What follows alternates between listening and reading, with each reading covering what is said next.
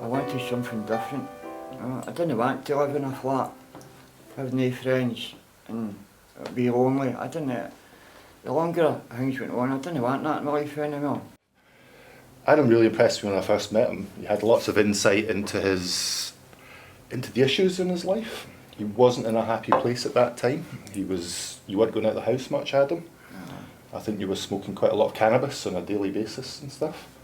But it was actually Adam himself that came to me to actually say that, and he wanted something else other than just a straightforward CAT team and a straightforward clinic. At that point we got in touch with Addiction and James, who became his key worker. Adam was referred into our service maybe about November last year. Initially it was really difficult to engage with Adam. Sending out letters, making appointments. He didn't have a phone at that time. He didn't answer his door. I was actually in his local area visiting another client that day, and I thought I'd pop in an unplanned visit to go and see Adam. And eventually he answered his door that day, and that was the first contact I made maybe about 4 weeks after he was referred into our service. I was scared because I wasn't used to it. I wasn't used to communicating with people. You did start attending. You came to, I think it was Dundasville Court. That was one of the first groups you came to. That was just across the road for you. So that was you just sort of testing the water, coming out your flat. Eventually you started coming to recovery, the hub, and then you get involved in the group work service programme up there. I started to listen to somebody and I started to identify with where he came from. His life was full of chaos, full of insanity and all the rest of it. That's what sort of opened my eyes to that person's been where I've been, that person's experienced the thing that I've experienced. And that's what I liked. I could relate to that person. And I could talk to them, and I started to trust people. I started to let people in, and I started to trust them. I started to like people. I started to like myself again. 30 years you've been on a methadone script, and over that last few months or something like that, now you've started actively reducing. You're working with Gavin myself on a recovery plan, and you've took that in your own hands to start reducing. How do you feel about that? I'm okay with it at the moment, but I know as the longer it goes on, it's going to get a wee bit harder. I'm learning all this stuff, the recovery cafes. I'm going to have to put all that stuff into practice, and I'll get yourself, Gavin, as well. I can talk to you about it as well, and you can help me to. I will take it at your pace. I find that a wee bit difficult. It's really, really vital you've got all that support mechanism in place, so when you go through this process you've got other people you can speak to. In the times of crisis, when your head's doing a number on you, you can phone up people, one of the recovery volunteers, say, listen, I'm struggling here, can you meet me for a coffee or something like that, and that's a great thing about being involved in recovery communities. I've got hope to have a better future and be drug free. The harder it is, that's when I know that I've got to challenge myself and get a bit of energy about myself and say to myself, I need to go and do this meeting.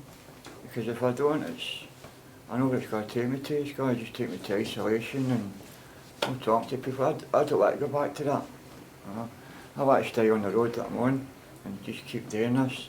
I want to keep going on to college, and I'd like to do as many courses, social care, college, and I'd like to actually go in and be an addiction worker myself, because over the period of time, people have been reaching out to me, and as time goes on, it's time for me to give a wee bit back, and that's what I would like to do. People help me, I'd like to help other people who are struggling.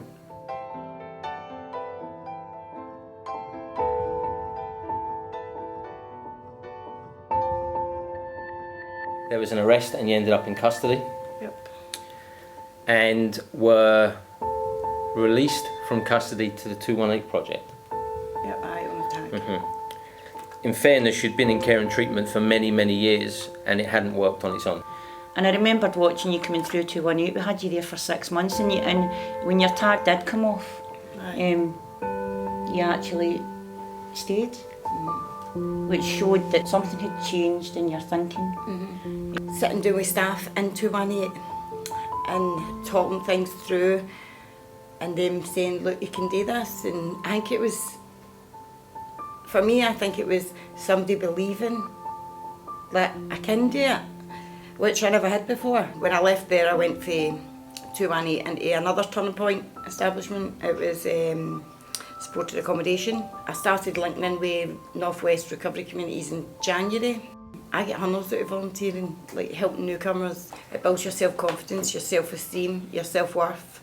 This time last year, I would have been breached and been back in the jail by now if I hadn't linked into like the recovery community side here. And that's all getting structure in my life through Northwest, through meetings, through all the things that I'm doing on a daily basis.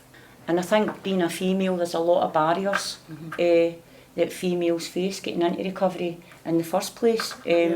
Whether it be childcare, stigma, low confidence, low self-esteem, partners. I was in a relationship for 12 and a half years. The two were caught up with addiction and alcohol abuse and violence, domestic incident, week after week. But once I got away from that relationship when I was in 218, I think that gave me that wee shift as well. I started making progress. You could focus on I could focus on me, what I liked, learn about me, what I liked, what I could do, and all the focus was now on my partner. My wee boy took care of me when I was very young, under 3. As part of getting out of that relationship and starting to do well within Northwest and within my own recovery, I'm doing life story work, so I'm getting my son back in my life. So did you find that having a multi-agency approach and different organisations involved helped? With the CPO, my care manager, 218, supported accommodation, Northwest Recovery Communities, and a day fellowship as well. So see all that structure combined into one. I think that's what I needed, was a good structure, a good foundation to build on, so that I could help myself grow as a person and sustain my recovery. So if you were giving advice to other women who were at early stages of recovery, within services, in a community, in that place where you had been, what advice would you give to them? What would you be saying to them? Look, you can do this. If I can do it, anybody can do it. And for me, seeing is believing. I didn't believe it until I did see it. So I would just encourage them to come along to the recovery communities, link in with other services like 218, the Women's Recovery Network, and we go on to that, they'll build their confidence, their self-esteem, and they get there. Where do you see yourself in, say, a year or 2 years' time or 3 years' time? Hopefully I'll be in employment, working with addicts and people with alcohol issues. I'd love to do that because I've got like 20 years experience, so I just need the qualifications now. So college, then working with vulnerable adults with addiction issues.